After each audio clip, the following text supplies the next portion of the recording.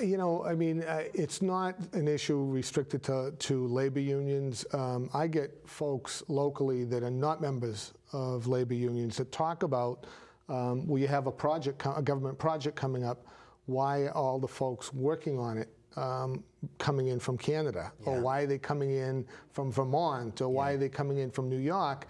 I know you've already talked about it, but labor union or not, I think that the more important issue is, are we employing our own people? Jobs, and can you help in that area? What can we really do well, here? I think what you can do is there's got to be some leniency with the bidding process where you just can't always just go to the lowest bidder. I mean, if the lowest bidder, you know, is $50,000, but yet it means every job comes in from Vermont or Montreal versus every job being employed by a Massachusetts contractor, that $50,000 shouldn't be relevant because it's going to create millions of dollars in revenue and millions of dollars in labor. So, I mean, I think we have to have a common sense approach where it's not the end all, but certainly that it should be considered in the bidding process if it's a Massachusetts contractor and it's employing Massachusetts jobs. Well, I know it may not be 100% within the purview of the auditor, but you were once a state senator, and we're getting ready to do a high school project here.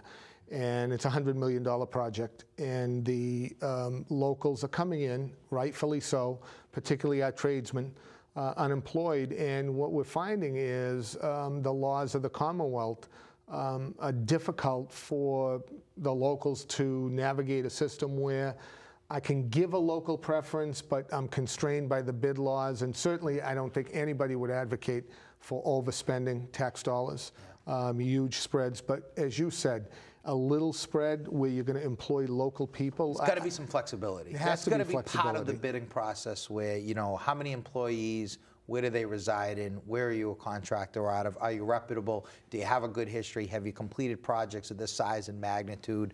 You know, that's just as important as sometimes the bidding cost. You know, you might get somebody that throws you the lowest cost, but in the end, there's so many overruns, there's cost overruns, time overruns, it ends up costing you 3 times what it was originally bid. And those are things that you know, that you're privy to, and certainly Senator Bador is, who's been on the forefront of that. You know, that's got to be where you got to look for the detail. And the last question on the bidding process, in terms of violation of state law, and that would be not even sort of taking that one step further, where you have contractors doing work on government projects actually violating payroll laws. And for example, paying people with 1099s, not giving them prevailing wage, doing things like that. I mean, does the auditor have a role there? It does. I think the biggest violation is what you said, the prevailing wage. I think a lot of it gets cheated and stolen, and that's unfortunate, and that is wrong. But that's why the auditor, the role of the auditor is to investigate. It's not just audits.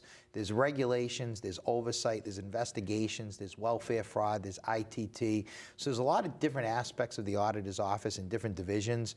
But I think the investigations into when laws are broken, we're the investigative authority. But if we find the law to be broken, we would then give that to the Attorney General's office to prosecute whether or not they decide there's enough evidence. So there has to be a good relationship always between the auditor and Attorney General. I've worked closely in the Senate. I was chairman of Ways and Means. I'm sorry, chairman of Public Safety. So I had an opportunity to work uniquely with the Attorney General and work with Martha Coakley, and before her, as far back as Scott Harshbacher. So I'm certainly very familiar with the office. I work closely in the sheriff's role with the Attorney General's office, prosecuting criminals and different issues that affect civil rights within the jail. So it's something I'm used to. And that's the other part of this. It's not just about auditing. It's a bigger scope than just that. I think people obviously don't know about the office, and that's instructive, that it's not just about going in and looking over some books. It's much more than that. We're coming down to the final 2 minutes, Guy. Let me just ask you to look in that camera and tell the public, again, the date of the primary, if they would like to get in touch with your campaign, how do they do that? And why should they vote for Guy Glodis for auditor? You know, first of all, let me just say it's a pleasure being back up here in Methuen, and I have to thank the good mayor, Bill Manzi, for his kindness and his support and his friendship. But let me just say I'm very familiar with the Merrimack Valley. I'm very familiar with Methuen. I certainly wouldn't be a stranger if elected. I'd be somebody that continues to come back and make sure that I'm a visible and accessible auditor. If people would like to consider my candidacy, they can learn more on my web at www.glodis.com. www.guyglodis.com. The election's Tuesday, September 14th, and as we mentioned, I think I'm the only candidate in this race that's actually balanced the multi-million-dollar-a-year budget. We've received national awards and national recognition for our fiscal innovation at the Worcester County Sheriff's Office. And secondly, and probably most importantly, you have to elect somebody that I think is going to be very independent. Somebody that's not going to go in as a partisan politician, or somebody that's going to agree with the administration solely because they're a member of his or her party, but somebody that can take a very independent, objective reform approach to that office. And I've certainly done that in the past, and I'd love the opportunity to do it in the future. Well, Guy, thank you. We're looking forward to seeing you again in Methuen. Everybody get out there and vote because the primaries tend to be low turnout. We're hoping to get a big turnout here in Methuen and give Guy Glodis some consideration. He's been working as hard as any candidate I have ever seen. Guy, thank you for coming by. Thank you. And let me say before I go, that Jamie Atkinson left this here for me, and he asked me to put mayor down below. I don't want to start any rumors, but Jamie Atkinson's sign was here. I think it was wrong that he left it here on my chair. But having said that, maybe we'll have Jamie on as my next guest next month. Thank you all for tuning in, and thanks to Guy Glodis for stopping by. See you next time.